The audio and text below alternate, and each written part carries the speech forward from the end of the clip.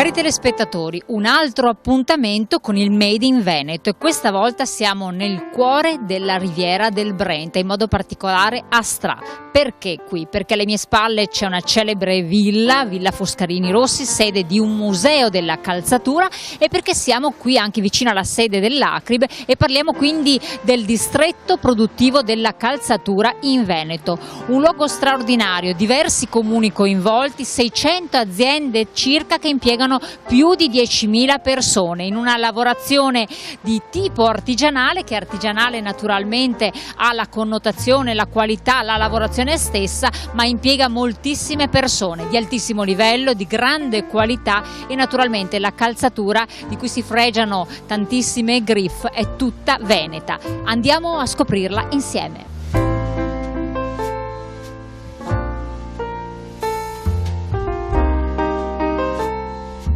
Per scoprire i segreti dell'attività degli artigiani della Riviera del Brenta nel settore della calzatura entriamo in una sede Acrib, dove abbiamo il piacere di incontrare il presidente Siro Badon, grazie di ospitarci, che avrà l'onere di raccontarci un po' la storia di come nasce questo settore della calzatura proprio qui sulla Riviera del Brenta. Molti non ne sono a conoscenza, ma anche la valenza di questa attività, perché è una produzione incredibile, straordinaria, di altissima qualità, eppure ha un risvolto artigianale. Grazie intanto della vostra presenza e di darci l'opportunità di spiegare cos'è Acrib e cos'è la Riviera del Brenta. Riviera del Brenta è un territorio che è a cavallo tra le province di Padova e di Venezia. Parliamo di scarpe, cenni molto brevi. Diciamo che la prima confraternita dei calzaturieri viene fondata a Venezia nel 1268, la confraternita dei Callegheri, di cui noi siamo gli unici eredi del loro marchio distintivo. Le scarpe arrivano qui attraverso i canali fatti dai nobili veneziani, che qui avevano i loro insediamenti latifondisti. Si portavano tutta la loro corte e sono arrivate anche le scarpe. La prima fabbrica industrializzata qui risale al 1898, la Voltan, che è tuttora attiva. Questa è una zona che conta 10.500 dipendenti, un fatturato di circa 1 miliardo e 900 milioni, con oltre 20 milioni di paia di scarpe prodotte, oltre il 90% esportato. Quindi non ci si rende ben conto che questa comunque è un'attività che richiede anche una perizia che si tramanda nel tempo, senza la quale non si può fare a livello industriale in senso tecnico. Qui c'è una cultura della scarpa, questa è una zona che è prettamente calzaturiera. Siamo industria solamente per il numero di dipendenti, ma per i prodotti che siamo in grado di produrre, mi passi, il lavoro è praticamente artigianale. Alta pelletteria. Noi produciamo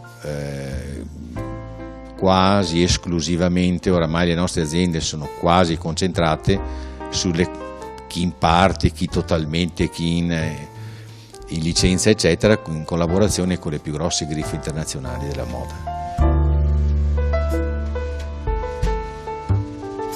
Io dico sempre che il lavoro delle scarpe non lo si impara, ma lo si eredita.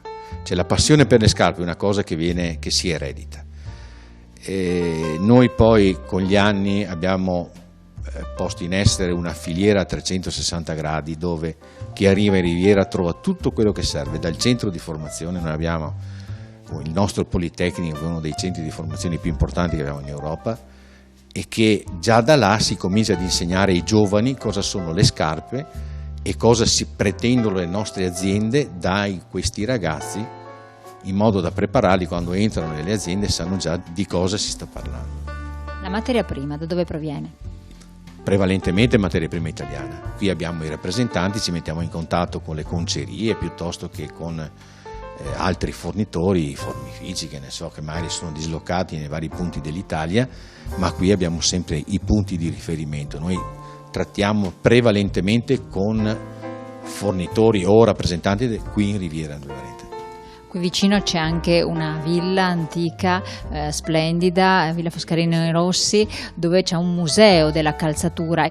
Beh, il museo di Villa Foscardini Rossi rappresenta la produzione di un pioniere che è stato Luigino Rossi, che è stato uno dei primi che ha cominciato a collaborare con le Griffe, e lì ci sono nei vari anni tutta la produzione che quell'azienda ha fatto per le Griffe internazionali, e rappresenta anche un bigliettino da visita per l'intero territorio.